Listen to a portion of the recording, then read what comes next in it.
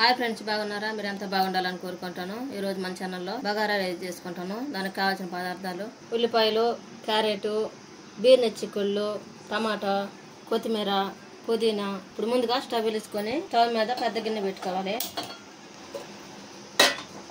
గిన్నె బాగా వేడైన తర్వాత ఆయిల్ వేసుకోవాలి. ఈ గంటతోటి 4 గంటలు ఆయిల్ వేసుకున్నాము. ఆయిల్ బాగా వేడైన తర్వాత బిర్యానీ మసాలా వేసుకోవాలి. బిర్యానీ ఆకులు, చెక్క మొగ్గలు, అన్ని మసాలా అంతా వేసేసుకోవాలి. మొత్తం కలుపుకోవాలి. ఇది బాగా వేగిన తర్వాత మనం ముందుగా కట్ చేసి పెట్టుకున్నాం కదా ఉల్లిపాయ ముక్కలు అవి వేసుకోవాలి. క్యారెట్ ముక్కలు ఇవి బాగా మగ్గించుకోవాలి. ఆయిల్లో మగ్గితే బాగా టేస్ట్ ఉంటుంది.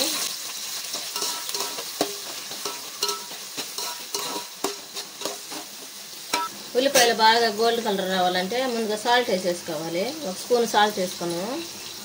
ఇప్పుడు మొత్తం కలిపేసుకోవాలి.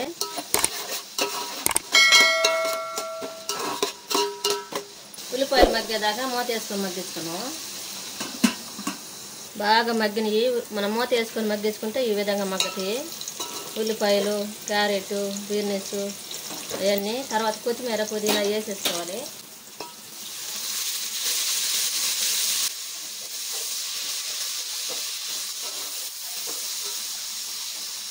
తర్వాత ఒక టమాటా సన్నం కట్ చేసుకొని వేసేసుకోవాలి.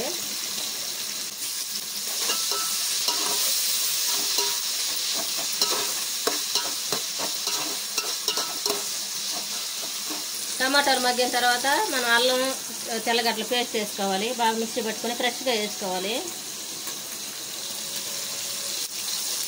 మొత్తం ఈ విధంగా కలుపుకోవాలి. మసాలా అంతా బాగా వేగాలి. పచ్చి వాసన పోయేదాకా వేపుకోవాలి. ఈ మసాలా బాగా వేగేటప్పుడు జీడిపప్పు వేసుకోవాలి. ఇవి కూడా మొత్తం మసాలాలో ఉడికించుకోవాలి.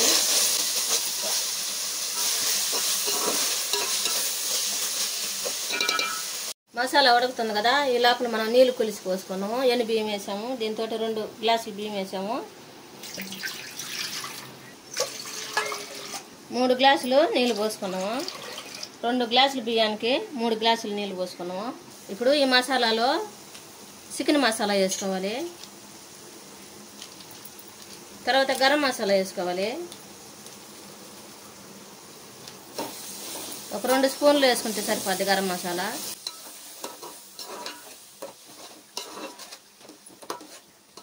కొద్దిగా 1/2 స్పూన్ వేసుకోవాలి కారం.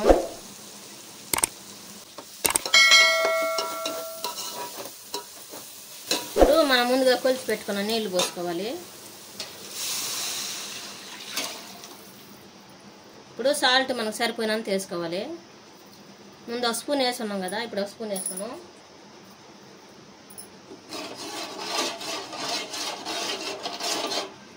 మూత పెట్టుకొని బాగా తెరిలిన దాకా ఉంచుకోవాలి. ఈ విధంగా బాగా ఎసురు తెరిలిన తర్వాత ముందుగా మనం కడిగి నానబెట్టుకున్న బియ్యం వేసుకోవాలి.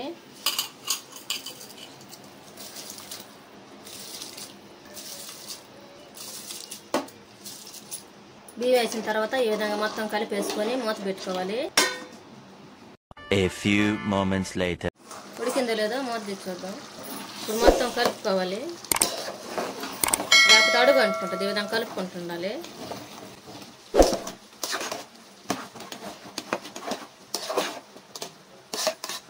ఇప్పుడు మంట సిమ్లో పెట్టుకొని ఉడికించుకోవాలి.